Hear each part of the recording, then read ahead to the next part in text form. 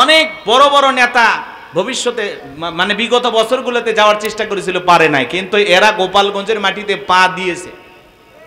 আর এই গোপালগঞ্জে আপনারা দেখেছেন প্রশাসনের নীরব ভূমিকা, তারপরে আমরা দেখেছি কিছু প্রশাসনের ভাইরা সহযোগিতা করেছেন তাদেরকে সেখান থেকে নিরাপদে বের হওয়ার জন্য, কথা বলে ঠিক কিনা?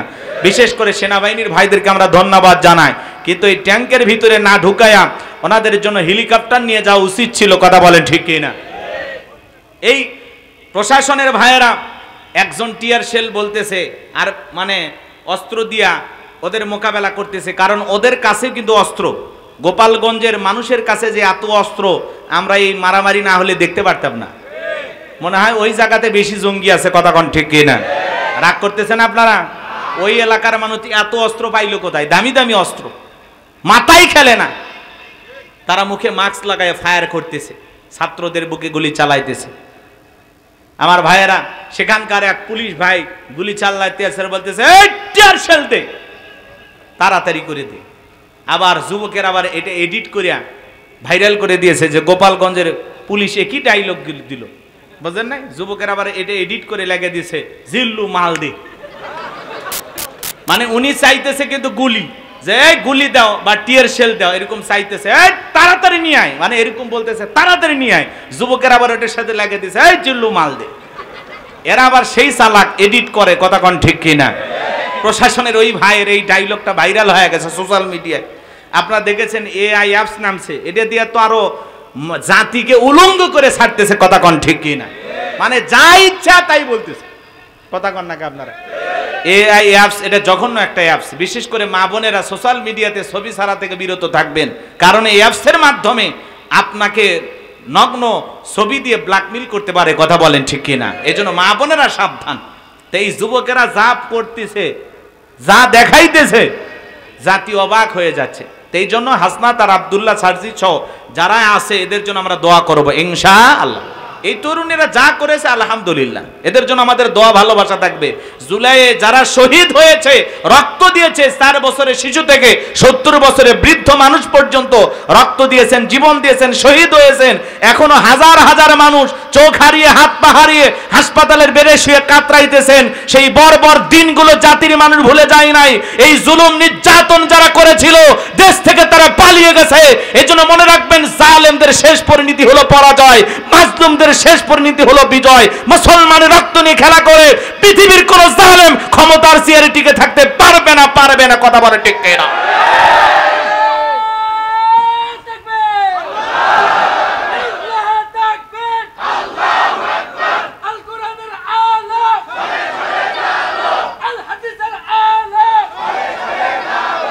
আমার ভাইয়েরা, এই জন্য যারা জুলুম করেছিল, অত্যাচার করেছিল, আজকে তারা পরাজিত। যাদের উপরে জুলুম করেছে তাদেরকে বিজয় দিয়েছেন তিনি কে? কিন্তু এখনো আমাদের কাঙ্ক্ষিত বিজয় আসে নাই। আমাদের কাঙ্ক্ষিত বিজয় আসবে সেই দিন, জমিনটা কোরআন দিয়ে চলবে যেই দিন, যেদিন আমরা কোরআনের পার্লামেন্ট কায়েম করতে পারবো, সেদিনই আমাদের আসল বিজয় হবে, চূড়ান্ত বিজয় হবে, কথা বলে ঠিক কিনা? কিছুটা স্বস্তিতে আছি যে জালেম নাই, জুলুম নাই, আলহামদুলিল্লাহ ভালো আছি, কথা কর না কেন? সম্মানিত ভাইয়েরা আমার, চলুন আমি যে কথা বলতে চাচ্ছিলাম, নবী আমার ডেকে বলে, বেলাল ইসলামের অবস্থা এখন ভালো না, কালেমা পড়েছো, আপাতত প্রকাশ করা যাবে না। হযরতে বেলাল ডেকে বলে, নবী গো, আমার জীবনের কোনো দাম নাই। আমার মরি বোমাইকে বলেছিলাম উট দুম্বা ছাগল পেশাব পায়খানা করে, এই ঘরে থাকতে আমার বড় কষ্ট হয়। ওমায়ে ডেকে বলে, বেলাল উট দুম্বা ছাগলের দাম আমার কাছে আছে, কিন্তু তোর মতো কালো হাফসি বেলালের দাম আমার কাছে নাই। জোরে কন নাউজুবিল্লাহ। আমার ভাইয়েরা, যে কথা বলতে চাচ্ছিলাম বাজান, দিল দিয়া কথাগুলো বোঝার চেষ্টা করবেন। বিলাল ডেকে বলে, নবী গো, আপনি শুধু আমাকে দোয়া করে দেন, মৃত্যু পর্যন্ত যেন আমি কালেমার পথে টিকে থাকতে পারি। এই কথা বলে হযরতে বেলাল চলে গেলেন। পরের দিন সকালবেলা অন্যান্য চাকর বাকর যারা আছে নালিশ নিয়ে চলে গেল মায়ের কাছে, যা বলে অনেকটা বেলা হয়ে গেছে, সূর্য উদয় হয়ে গেছে, এখন পর্যন্ত বেলাল দরজা খোলে নাই, উট দুম্বা ছাগলের পেশাব পায়খানা পরিষ্কার করে নাই। এই কথা শোনার পরে ওমায়ে এমনি বেলালকে দেখতে পারে না, তার উপর আবার অভিযোগ পাইছে। দরজা এসে ডাক দেয়, বেলাল দরজা খোল। হযরতে বেলাল দরজা খোলে না। জোরে করে ধাক্কা মারছে যখন দরজা খুইলা গেছে, এইবার উমাইয়া তাকায় দেখে যেই রাত্রিতে হযরত বেলাল কালেমা পড়ে মুসলমান হয়েছে, ওই রাত্রিতে একটা উট দুম্বা ছাগলের কাছে কোনো পেশাব পায়খানা নাই। বলেন মারহাবা। এইবার উমাইয়া ডেকে বলে, এ চাকরের দল, বেলালের বিরুদ্ধে মিথ্যা অভিযোগ দাও। তোমরা যখন ঘুমাচ্ছিলে বেলাল তখন ময়লা আবর্জনা পরিষ্কার করেছে, তাকায় দেখো না একটা উদ্দুম্বা ছাগলের কাছে কোনো পেশাব পায়খানা নাই। যাও যাও নিজেদের কাজ করো, বেলালের বিরুদ্ধে কোনো অভিযোগ আমি শুনতে চাই না। এ কথা বলে ওদেরকে তাড়িয়ে দিলেন। এক পা দুপা করে হযরতে বেলালের কাছে চলে গেলেন। কাছে যায় দেখেন হযরতে বেলাল দেলে পিঠটা লাগায়া জিহ্বা নাড়ায়া জিকির করে কা। এইবার হযরতে বেলালকে উমাইয়া যখন হালকা করে ধাক্কা মারছে, যখন জবান দিয়ে কালেমার আওয়াজ বের হয়েছে, তখন উমাইয়া শোনা মাত্রই দেখে বলে, বেলাল তোর জবান দিয়ে কি শুনলাম, তুমি কি মুসলমান হয়েছো? হযরতে বেলাল দেখে বলে, মুসলমান হয় যারা মিথ্যা কথা বলতে পারে না তারা। ওয়াকুলু কাওলান সাদীদা।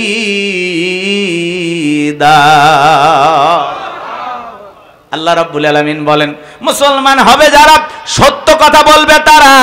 মুসলমানেরা কখনো মিথ্যাবাদী হতে পারে না। কথা বলেন ঠিক কি না? দিল দিয়ে কথাগুলো বোঝার চেষ্টা করবেন বাজান গো আমার। এইবার উমাইয়া ডেকে বলে, এ বেলাল তুমি কি মুসলমান হয়েছো? হযরতে বেলাল ডেকে বলে, মুসলমান হয় যারা মিথ্যা কথা বলতে পারে না তারা। আমি গতকাল রাত্রিতে নবীজির হাতে হাত রেখে আমি কালেমা পড়ে মুসলমান হয়েছি। এই কথা শোনার পরে উমাইয়া ডেকে বলে, বেলাল এখনো সময় আছে, তুমি যদি চাও উট দুম্বা ছাগলের মালিক বানায় দেব, থাকার জন্য ভালো ঘরের ব্যবস্থা করে দেবে। বেলাল এখনো সময় আছে, ইসলাম ধর্ম ত্যাগ করে বাপ দাদার ধর্মে ফিরে আসো। কয়েকদিন আগে আবু জেহেল বলেছে, খবরদার দাস দাসীকে নজরে রাখবা, সাবধান ওরা যেন নবী মুহাম্মাদের কাছে না যায়। এই কথা যদি আবু জেহেল জানতে পারে, রে বেলাল আমি মুখ দেখাইতে পারবো না, এখনো সময় আছে, ইসলাম ধর্ম ত্যাগ করো। হযরতে বেলাল ডেকে বলে, উমাইয়া দুনিয়ার কোনো পার্থিব সম্পদের বিনিময়ে বেলাল তার ঈমান বিক্রি করবে না। বলুন আল্লাহু আকবার। বেলালের মতো যারা খাঁটি ঈমানদার, এরা কোনোদিন দুনিয়ার টাকার কাছে ঈমান বিক্রি করতে পারে না। কথা বলেন ঠিক কি না? এইবার উমাইয়া ডেকে বলে, এ বেলাল আমার কথা না যদি না শোনো, বড় নেতা আবু জেহেলকে খবর দেব। হযরতে বেলাল ডেকে বলে, কোন বড় নেতা ছোট নেতা এখন কাউকে গোনার টাইম নাই। আমি দুনিয়ার কোন আবু জেহেলকে ভয় করি না, আমি ভয় করি আমার আল্লাহকে। এইবার উমাইয়া দৌড়ে চলে গেল আবু জেহেলের বাড়িতে। যায় বলে, নেতা সংবাদ খুব খারাপ, আমার বাড়ির কেদোদাস বেলাল কালেমা পড়ে মুসলমান হয়েছে। তাই নাকি? বলে হ্যাঁ। ঠিক আছে যাও, আমি বাড়িতে আসতেছি। আবু জেহেলের সাঙ্গ পাঙ্গ ক্যাডার মাস্তান ছিল, যাদের কাজই হলো মুসলমানদের উপর নির্যাতন জুলুম চালানো। আজও তাম পৃথিবীর জমিনের দিকে তাকায় দেখবেন, জালেমদের বিশেষ একটা বাহিনী থাকে, যাদের কাজই হলো মুসলমানদের উপর নির্যাতন জুলুম চালানো। কথা বলেন ঠিক কিনা? আছে না নাই? এই আবু জেহেল কত বড় বদমাইশ ছিল জানেন? হযরতে আম্মার রাদিয়াল্লাহু তাআলা আনহু তার মাকে নিয়ে রাস্তাতে হেঁটে যাইতেছিলেন, পথে মধ্যে আবু জেহেলের সাথে দেখা। আবু জেহেল ডেকে বলে, আম্মার শুনলাম তুমি নাকি মুসলমান হয়েছ, তোমার মাও নাকি মুসলমান হয়েছে। হযরতে আম্মার ডেকে বলে, আবু জেহেল যা শুনেছেন সত্য, আমি এবং আমার মা কালেমা পড়ে মুসলমান হয়েছি। আবু জেহেল ডেকে বলে, আম্মার তুমি কি জানো এর পরিণতি কত ভয়ঙ্কর হতে পারে? হযরতে আম্মার ডেকে বলে, আবু জেহেল ইমানদারদের ভয় দেখায় কোনো লাভ নাই। আবু জেহেল বলে, সাহস বাইরে গেছে, ঠিক আছে দেখতেছি।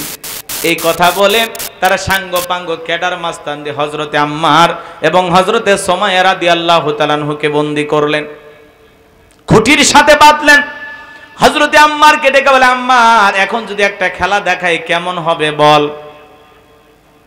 হযরতে আম্মার বলে, আবু জেহেল কি খেলা দেখাইবা? দেখে বলে, তোর চোখের সামনে যদি আমি তোর মাকে উলঙ্গ করি কেমন হবে বল। হযরতে আম্মার রাদিয়াল্লাহু তাআলা মাথাটা নত করলেন।